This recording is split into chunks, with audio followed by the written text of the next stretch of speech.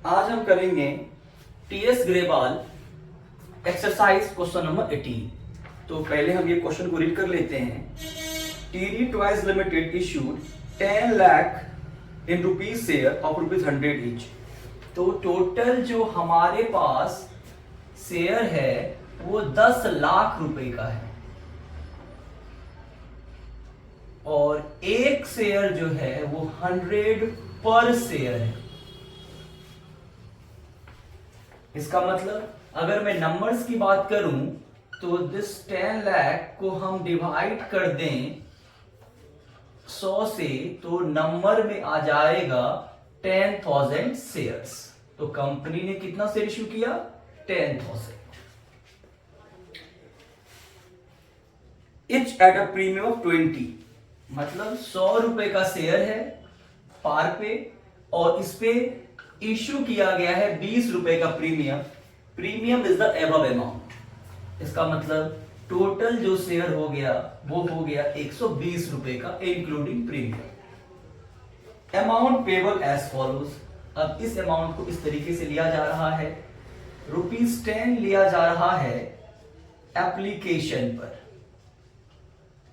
₹50 लिया जा रहा है अलॉटमेंट पर, जिसमें कि 40 हमारा पार है और 10 रुपए का प्रीमियम शामिल है। मतलब अलॉटमेंट के समय पे प्रीमियम भी है और बाकी 60 रुपीज लिया जा रहा है फाइनल कॉल पे। इसमें 50 रुपीज पार है और 10 रुपीज का प्रीमियम है।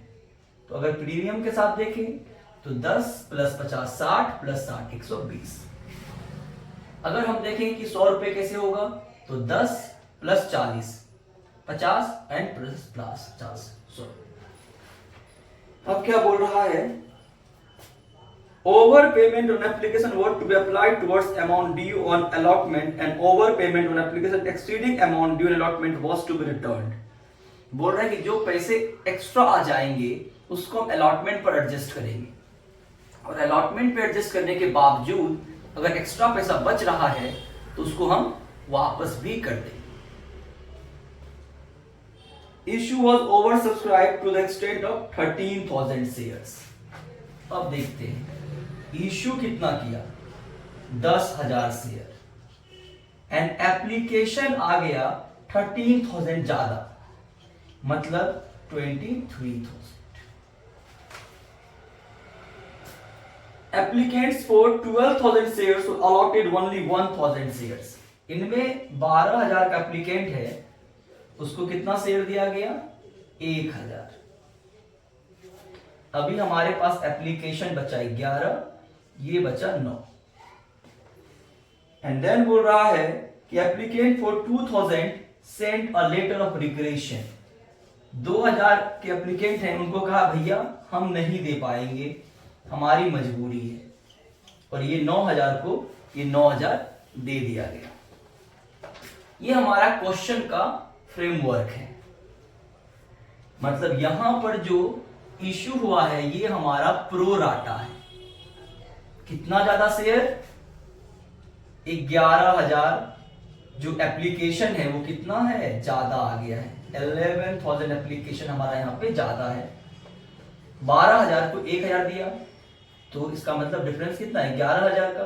11,000 एप्लीकेशन को हमने एडजस्ट किया इसी 1,000 में और यहीं पर हमारे पास कुछ एक्स्ट्रा पैसा आया होगा जिसको कि हमको अलॉटमेंट पे एडजस्ट भी करना है और अलॉटमेंट पे एडजस्ट करने के बाद अगर वो हमारे पास कुछ ज्यादा अमाउंट एडवांस में बचता है तो उसको हमको वापस भी करना है।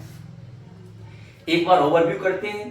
10 लाख रुपए का शेयर है, एक शेयर 100 रुपए का है, तो नंबर में कितना शेयर हो गया?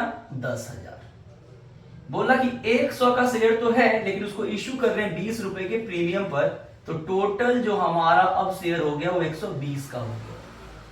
10 रुपए एप्लीकेशन पे लिया जा रहा है, 50 रुपए अलॉटमेंट पे जिसमें 40 रुपए पार है, 10 रुपए का प्रीमियम है, 60 रुपए फाइनल कॉल पे जिसमें 50 रुपए पार है, 10 रुपए का प्रीमियम है, टोटल 120 हो जाता है।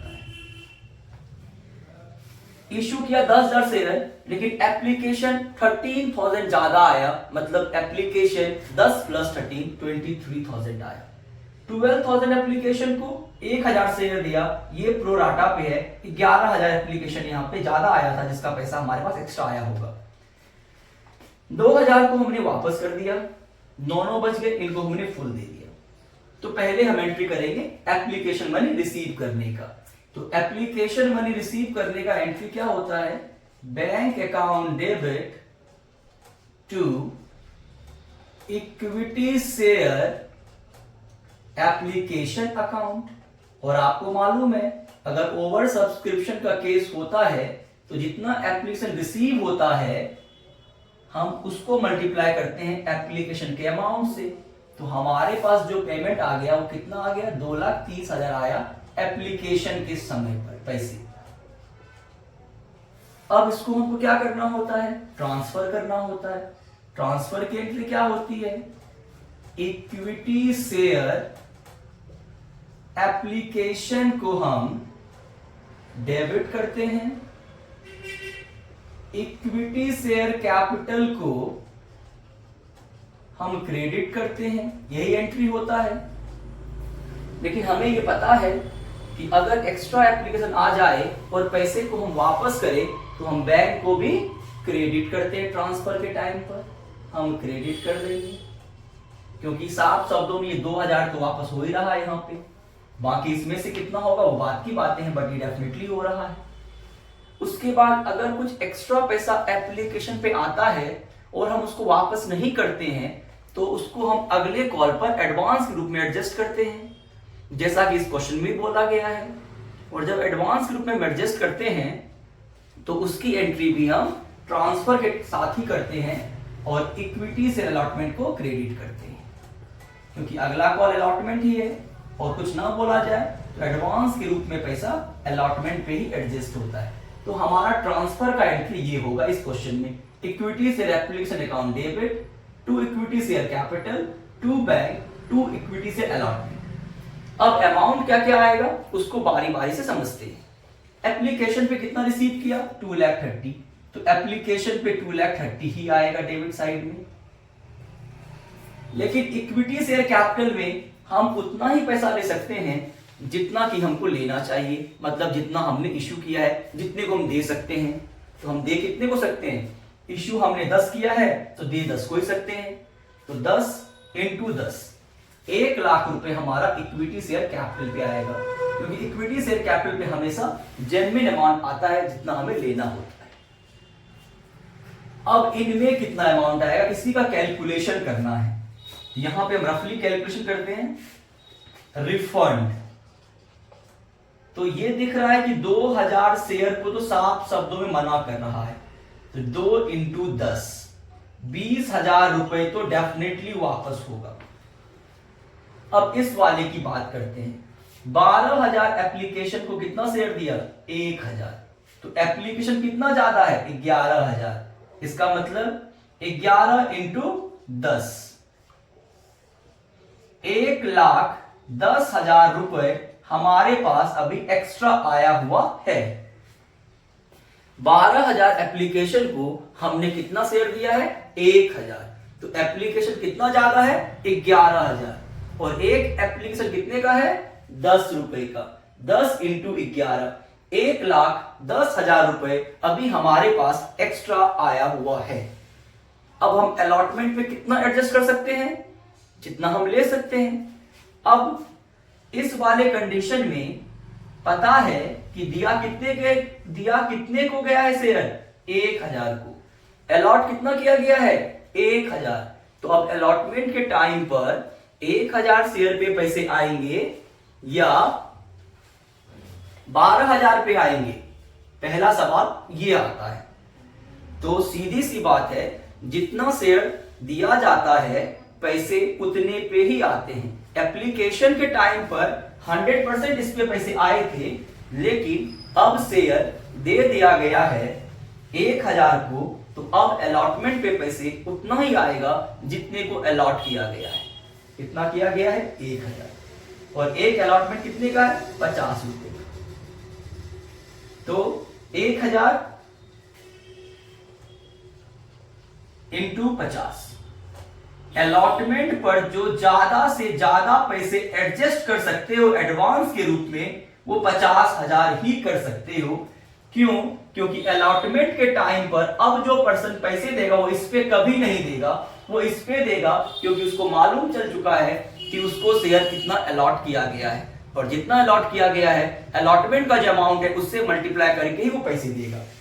तो 1000 इंटू 50, इसका मतलब अलॉटमेंट पे आप ज्यादा से ज्यादा 50,000 रुपए एडजस्ट कर सकते हो। लेकिन आपके पास कितना रुपए आया हुआ है? 1,10,000।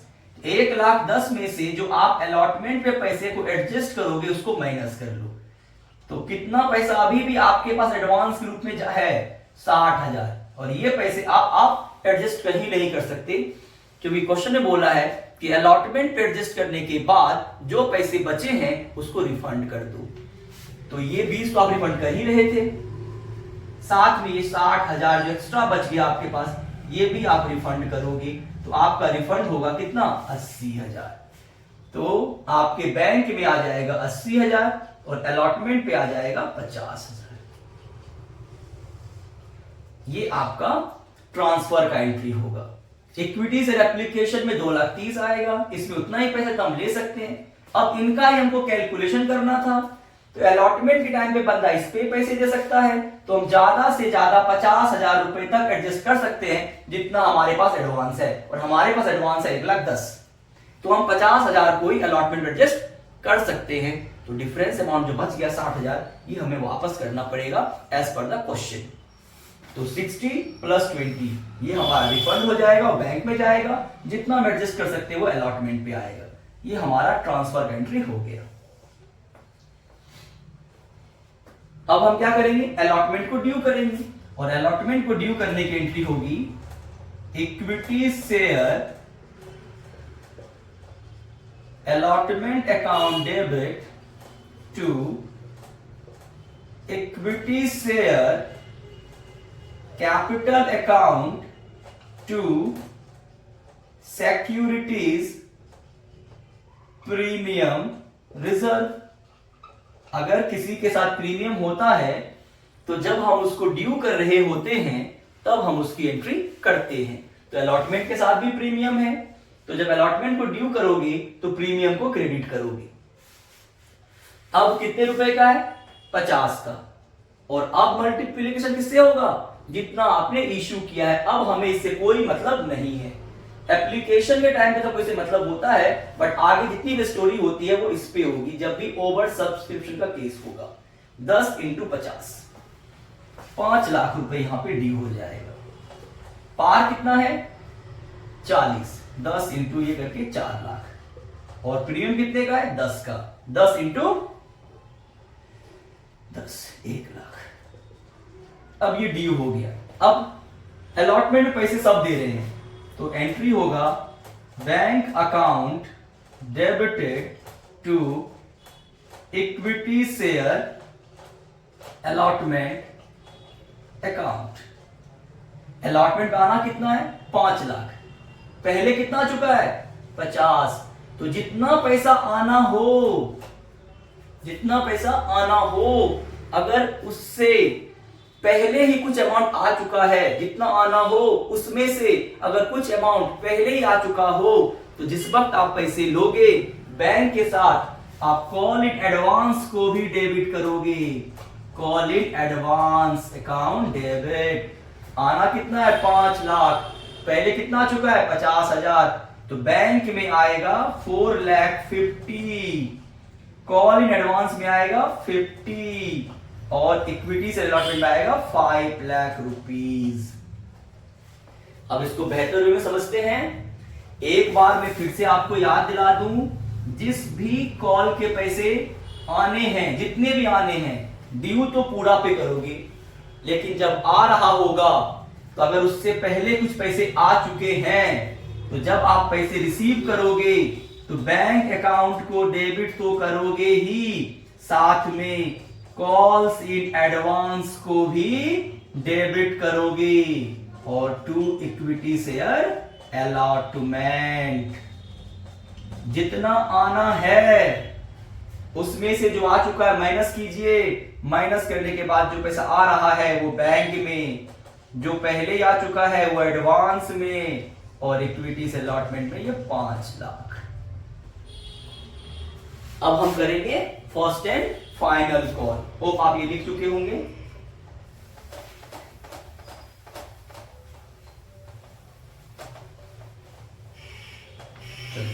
अब हम करेंगे equity share final call account debit. पहले इसको ड्यू करते हैं।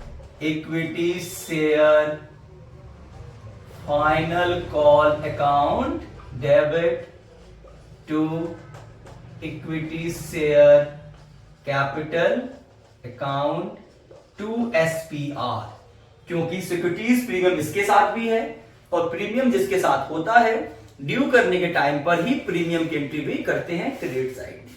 60 रुपए का था, 10 इंटू 60, 6 लाख यहां। जेनबिन 50 रुपए है, 10 इंटू 50, 5 लाख यहां। और एसपीआर 10 रुपए का है, 10 इंटू 10, 1 लाख यहां। पेमेंट पूरा आ रहा है, पेमेंट हम पूरा लेंगे। लिखेंगे bank account debit to equity share final call 6 lakh. इसमें कुछ भी एडवांस नहीं आया था, इसलिए पूरा अमाउंट आ जाएगा। ये हमारा क्वेश्चन का पूरा सॉल्यूशन है। इस क्वेश्चन में बैलेंस शीट बनाने के लिए बोला गया है, बट फिलहाल हम अभी एंट्री एंड इसका सॉल्यूशन समझेंगे। जब बैलेंस शीट करेंगे तब आसानी से आप इसके आंसर्स को पुट कर पाओगे वहां पे। आई होप आपको समझ में आया होगा। फर्दर हम और भी क्वेश्चन सॉल्व करेंगे। Thank you.